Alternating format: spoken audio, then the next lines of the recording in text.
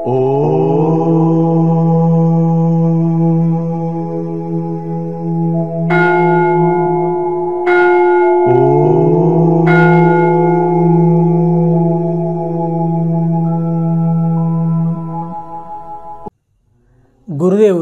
శ్రీ జ్ఞానానందగిరి మహారాజ్ గారి పాదపద్మములకు సాష్టాంగ ప్రణామములు. క్రియాయోగ గురు పరంపరకు, విశ్వ గురు పరంపరకు భక్తిపూర్వక నమస్కారాలు. ఒక యోగి ఆత్మకథ, అధ్యాయం 28. కాశీ పునర్జన్మించడం, అతన్ని కనుక్కోవడం. నీళ్లలోకి దిగకండి, బకెట్లు ముంచుకుని స్నానాలు చేద్దాం.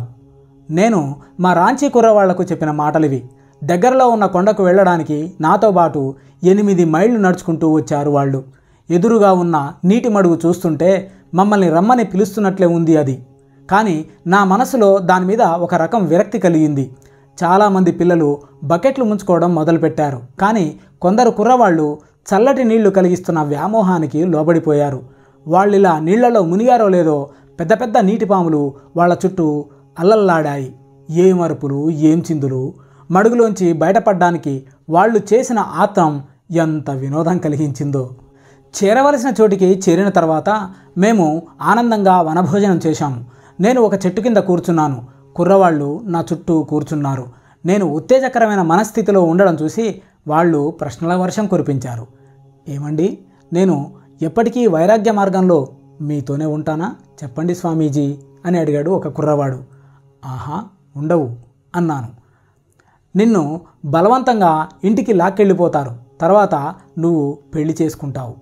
నమ్మశక్యం కాక అతను నేనన్నదానికి తీవ్రంగా అభ్యంతరం చెప్పాడు. నేను చచ్చిపోతేనే వాళ్ళు నన్ను ఇంటికి తీసుకుపోయేది అన్నాడు.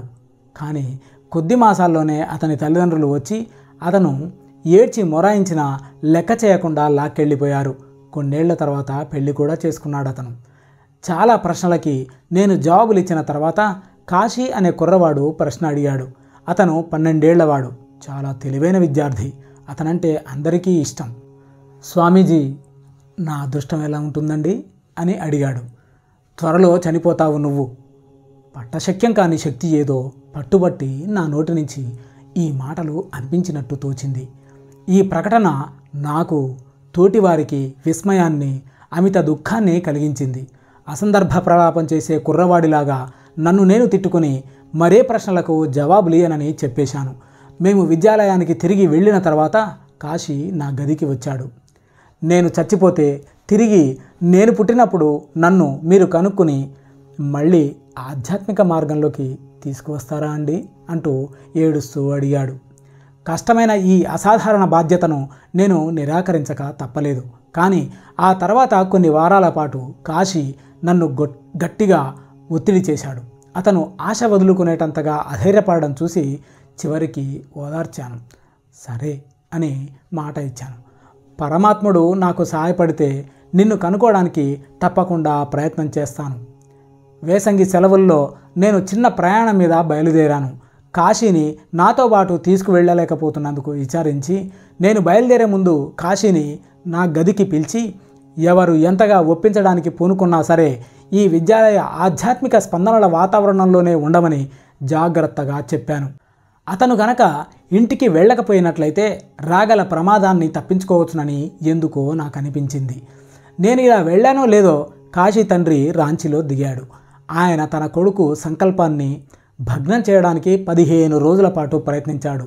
కాశీ వాళ్ళమ్మని చూడ్డానికి ఒక్కసారి కలకత్తా వచ్చి 4 రోజులు ఉంటే చాలు, మళ్ళీ తిరిగి రావచ్చునని చెప్పాడు. కాశీ ఒకే పట్టు మీద తిరస్కరిస్తూ వచ్చాడు. చివరికి ఆ తండ్రి పోలీసుల సహాయంతో తన కొడుకును తీసుకుపోతానని చెప్పాడు. ఈ బెదిరింపుతో కాశీ ఆందోళన పడ్డాడు. విద్యాలయాన్ని గురించి ఏ దుష్ప్రచారం జరగడానికైనా తాను కారకుడు కావడం అతనికి ఇష్టం లేదు. వెళ్ళడం తప్ప అతనికి గత్యంతరం కనిపించలేదు. కొన్నాళ్ల తర్వాత నేను రాంచీకి తిరిగి వచ్చాను. కాశీని ఏ రకంగా తీసుకుపోయింది వినగానే నేను కలకత్తా వెళ్లే బండి ఎక్కాను. అక్కడ ఒక గుర్రబండి కట్టించుకున్నాను. ఆశ్చర్యం ఏమిటంటే ఆ బండి గంగానది మీద ఉన్న హౌరా బ్రిడ్జి దాటిపోతుండగా నేను చూసిన మొదటి వ్యక్తులు కాశీ తండ్రి, ఇతర బంధువులు. వాళ్ళు సంతాప సూచకమైన బట్టలు కట్టుకొని ఉన్నారు. మా బండివాణ్ణి ఆపమని అరిచి గబుక్కున బండిలోంచి ఉరికి అభాగ్యుడైన ఆ తండ్రి వైపు తేరిపారా చూశాను. హంతక మహాశయ, నా కుర్రవాణ్ణి చంపేశారు మీరు అంటూ కొంత మటుకు అనుచితంగానే అరిచాను. కాశీని బలవంతంగా కలకత్తాకు తీసుకువచ్చి తప్పు చేశానని అప్పటికే గ్రహించాడు ఆ తండ్రి. అక్కడున్న కొద్ది రోజుల్లోనూ ఆ అబ్బాయి కలుషితమైన ఆహారం తిని కలరా వచ్చి చనిపోయాడు. కాశీ మీద నాకున్న వాత్సల్యము పోయిన తర్వాత మళ్ళీ అతన్ని కనుక్కుంటానని చేసిన వాగ్దానము నన్ను రాత్రింబగళ్ళు వెంటాడుతున్నాయి. నేను ఎక్కడికి వెళ్ళినా సరే అతని ముఖం నా కళ్ళ ముందు ఆడుతూనే ఉంది. పోయిన మా అమ్మ కోసం చాలా కాలం కిందట ఎలా అన్వేషించానో అలాగే అతని కోసం కూడా చిరస్మరణీయమైన అన్వేషణ మొదలుపెట్టాను. భగవంతుడు నాకు వివేచన శక్తిని ఇచ్చినందుకు దాన్ని నేను తప్పకుండా వినియోగించాలని, ఆ అబ్బాయి సూక్ష్మ శరీరం ఉనికిని తెలుసుకోవడానికి వీలైన సూక్ష్మ నియమాల్ని కనిపెట్టడానికి నాకు గల శక్తుల్ని సంపూర్ణంగా కూడగట్టుకొని అందుకు శ్రమించాలని అనిపించింది. అతను తీరని కోరికలతో స్పందిస్తున్న ఆత్మ. సూక్ష్మ మండలాల్లో అనేక లక్షల ప్రకాశమానమైన ఆత్మల మధ్య ఎక్కడో ఒక కాంతిపుంజంగా తేలుతున్నాడని గ్రహించాను. స్పందనశీల కాంతుల రూపంలో ఉన్న అనేక ఇతర ఆత్మలతో కూడి ఉన్న అతనితో సంపర్కం పెట్టుకోవడం ఎలాగా? ఒక రహస్య యోగ ప్రక్రియను ఉపయోగించి నా కనుబొమల మధ్య అంతర్బిందువైన ఆధ్యాత్మిక నేత్రం అనే మైక్రోఫోన్ ద్వారా కాశీ ఆత్మకు నా ప్రేమను ప్రసారం చేశాను. కనుబొమల మధ్య బిందువు నుంచి పంపిన సంకల్ప శక్తి అంటే విల్ ఆలోచనకు ప్రసార సాధనం. హృదయం మీద నిశ్చలంగా కేంద్రీకృతమైన మనిషి అనుభూతి శక్తి అంటే ఫీలింగ్ దాన్ని మానసిక రేడియోగా మార్చి తద్వారా ఇతరులు అంటే దగ్గరలోని వారైనా దూరంలోని వారైనా పంపే సందేశాల్ని గ్రహించేలా చేస్తుంది. టెలిపతిలో ఒకని మనసులోని ఆలోచనల సూక్ష్మ స్పందనలు సూక్ష్మ ఆకాశం అంటే ఆస్ట్రల్ ఈథర్ గుండాను తర్వాత స్థూల భూ సంబంధమైన ఆకాశం ఈథర్ గుండాను సాగి విద్యుత్ తరంగాల్ని సృష్టిస్తాయి. ఈ విద్యుత్ తరంగాలు అవతల వ్యక్తి మనసులో ఆలోచన తరంగాలుగా రూపొందుతాయి. కాశీ త్వరలోనే భూమికి తిరిగి వస్తాడని, నేను గనక అవిచ్ఛిన్నంగా అతనికి నా పిలుపుని ప్రసారం చేసినట్లయితే అతని ఆత్మ జవాబిస్తుందని సహజావబోధాత్మకమైన అనుభూతి పొందాను. కాశీ పంపించే అత్యల్ప ఆ వేగాన్ని కూడా నా వేళ్లలోనూ ముంజేతుల్లోనూ వెన్నులోనూ అనుభూతం చేసుకోవచ్చునని నాకు తెలుసు. అతను ఈ పాటికి ఏ తల్లి గర్భంలోనో పిండంగా శరీర ధారణ చేసి ఉంటాడన్న నమ్మకం నాకు కలిగింది. అందుచేత అతనున్న స్థలం ఏ దిశగా ఉందో కనుక్కోవడానికి పైకెత్తిన నా చేతుల్ని గ్రాహకాలు అంటే యాంటెనాలుగా ఉపయోగిస్తూ తరచూ నేను గుండ్రంగా తిరుగుతూ ఉండేవాణ్ణి. ఏకాగ్రత సంధ్యానితమైన నా హృదయం అనే రేడియోలో అతని నుంచి వచ్చే ప్రతిస్పందనని అందుకోవాలని ఆశించాను. కాశీ చనిపోయిన తర్వాత 6 నెలల పాటు నేను ఈ యోగ ప్రక్రియను తరగని ఉత్సాహంతో నిలకడగా సాధన చేశాను. ఒకనాడు పొద్దున కలకత్తాలో జనసమ్మర్దంగా ఉన్న బౌ బజార్ అనే పేటలో కొంతమంది స్నేహితులతో పాటు నడుస్తూ మామూలు పద్ధతిలో చేతులు పైకెత్తాను. మొట్టమొదటిసారిగా ప్రతిస్పందన వచ్చింది. నా వేళ్లలోంచి అరిచేతుల్లోంచి విద్యుదావేగాలు లోపలికి ప్రసరిస్తూ ఉండడం కనిపెట్టి పులకించిపోయాను. ఆ విద్యుత్ ప్రవాహాలు నా చైతన్యంలోని ఒకానొక గహనాంతర స్థానం నుంచి అత్యంత ప్రబలమైన ఆలోచనగా రూపాంతరం చెందాయి. నేను కాశీని నా దగ్గరికి రండి. నేను హృదయం అనే రేడియో మీద ఏకాగ్రత నిలిపినప్పుడు ఆ ఆలోచన దాదాపుగా నా చెవికి వినిపించింది.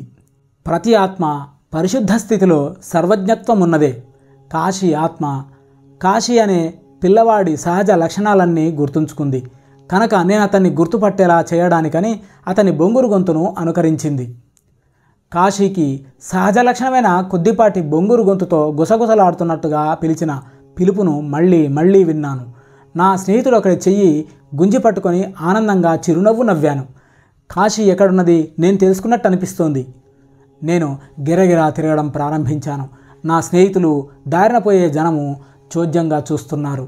నేను దగ్గరలో ఉన్న ఒక సందువైపు తిరిగి ఉన్నప్పుడు మాత్రమే నా వేళ్లల్లో విద్యుత్ తరంగాలు జల్లు అనిపిస్తున్నాయి. ఆ సందుకు సర్పెంటైన్ లేన్ అంటే పాము సందు అన్న పేరు సరిగానే సరిపోయింది. నేను తక్కిన వేపులకు తిరిగినప్పుడు ఆ సూక్ష్మ విద్యుత్ ప్రవాహాలు అంతరించాయి. కాశీ ఆత్మ ఈ సందులో ఒక ఇంట్లో ఒక తల్లి కడుపులో ఉందన్నమాట. అనుకున్నాను. నేను నా స్నేహితులు సర్పెంటైన్ లేన్లోకి నడిచాం. పైకెత్తి ఉన్న నా చేతుల్లో స్పందనలు బలమై వెనకటి కన్నా స్పష్టమయ్యాయి. ఏదో ఒక అయస్కాంత శక్తి పనిచేసి నన్ను రోడ్డుకు కుడిపక్కకు లాగేసింది. ఒక ఇంటి గుమ్మం దగ్గరికి వెళ్ళేసరికి నా కాళ్ళు స్తంభించిపోవడం చూసి ఆశ్చర్యపోయాను. ఊపిరి కూడా బిగబట్టేసి గాఢమైన ఉద్రేకంతో తలుపు తట్టాను.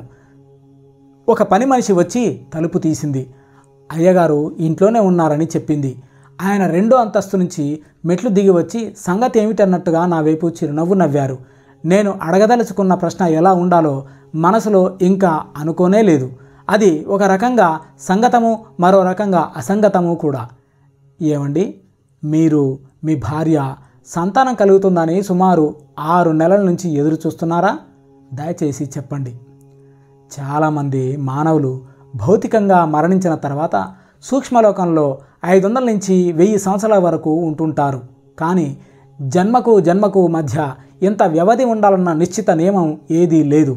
భౌతిక శరీరంలో కానీ సూక్ష్మ శరీరంలో కానీ ఒక మనిషికి కేటాయించిన జీవితకాలం అతని కర్మానుసారంగా పూర్వనిర్ధారితమై ఉంటుంది.